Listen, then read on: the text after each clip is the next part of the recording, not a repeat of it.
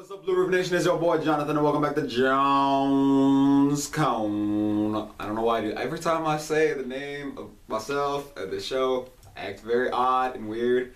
I don't know why I do that. I apologize. I'm so sorry. I don't know what's wrong with me. Nah, welcome back to John's Corner. So I know I said that the new stuff would get back to normal this week. It's not going to be the case. While rearranging everything, I've continued to rearrange everything. They're going to come out, this show will still be every week. The rest of the shows will be a little more sporadic. I kind of want to make them longer and more complicated, so it's going to take a little more time to make each one. Bear with me, please. But let's just talk about some news. First off, there's been this report going around. Okay, so you're comic book fans. You saw the speculation that DC Comics was crashing because they're cutting back their line of comics, and everyone started, "Oh my God, it's the end!" And you know, DC was like, "No, we're trimming down a little bit, make our line leaner and more fit." And apparently, comic stores aren't too happy about that. But DC's mindset is, we want people to buy these books more, and if there's less options, they're more apt to buy. It's kind of, they're trying to get rid of the Netflix syndrome, which is where when you have too many choices, you end up picking nothing. And so they figure if they have a lean roster, people will be more apt to buy because they're not sitting there going, "Well, do I want this, or do I want this, or do I want this, or do I want this, or do I want this, or do I want this?" And I don't think that's a bad idea. Like, personally, I liked X-Men Gold, I liked X-Men Blue, I liked X-Men Red, but I much prefer when it's just one, maybe two series. 3, it's always pushing it, man. Like, and then Amazing Spider-Man, Spectacular Spider-Man, Friendly Neighborhood Spider-Man, like, he's one character. He doesn't need 3 books. I'm sorry, he doesn't. So I get where DC's going, and it makes a lot of sense.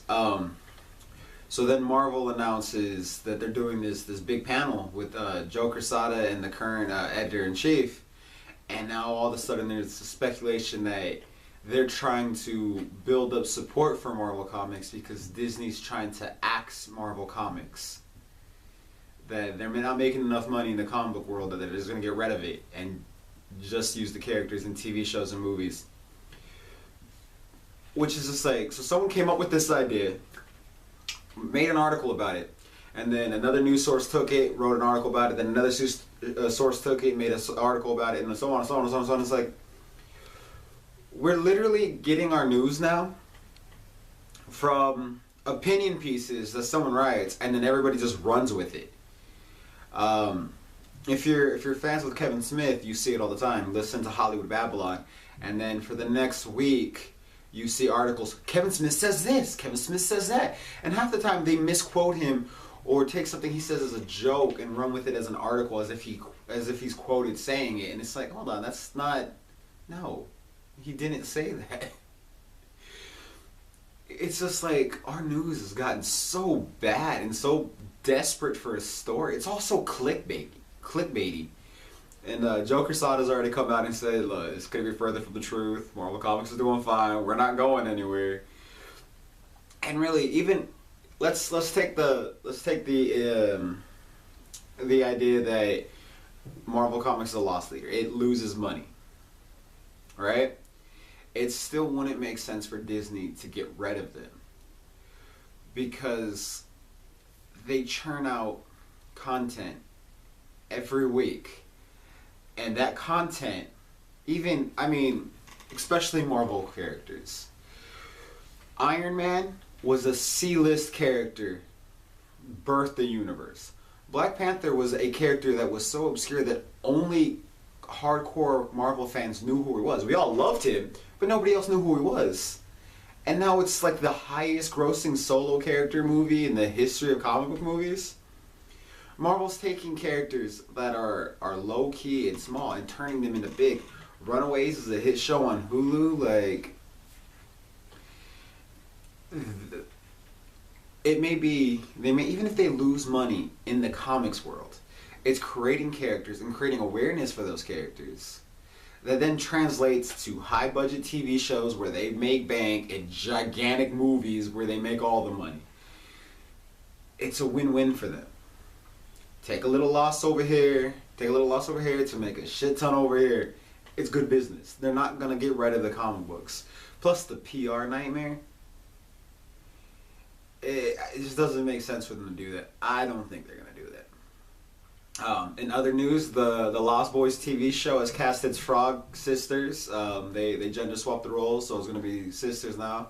I'm so excited for this show. I don't know if it's still, I don't know if Rob Thomas is still involved in it or if they replaced him with someone else. And I don't know if it's still going to be jumping decades. Because the original idea when they first announced the show was that it was going to follow them. The first season was going to be like maybe the 70s and then the 80s and then the 90s. And just every season was going to be a different decade. And I don't know if they're still doing that. But, I don't know, man. The Frog Brothers are the coolest part of that whole movie, so hopefully the Frog Sisters can be just as cool. I'm really excited for the show. But the other show I'm really excited for is they just announced that they're doing a Sandlot TV show taking place 30 years later and featuring the original cast and everything like that. So, and apparently it's already been greenlit for 2 seasons. Very exciting news. I'm really excited for that. But yeah, so like I said, things are gonna be a little more sporadic on here, but hopefully the quality will be a lot better. And check us out on BlueRoofProductions.com. Check out our other YouTube page, Blue Roof Productions. Check out Clean Jeans, our podcast on iTunes, and give us legends.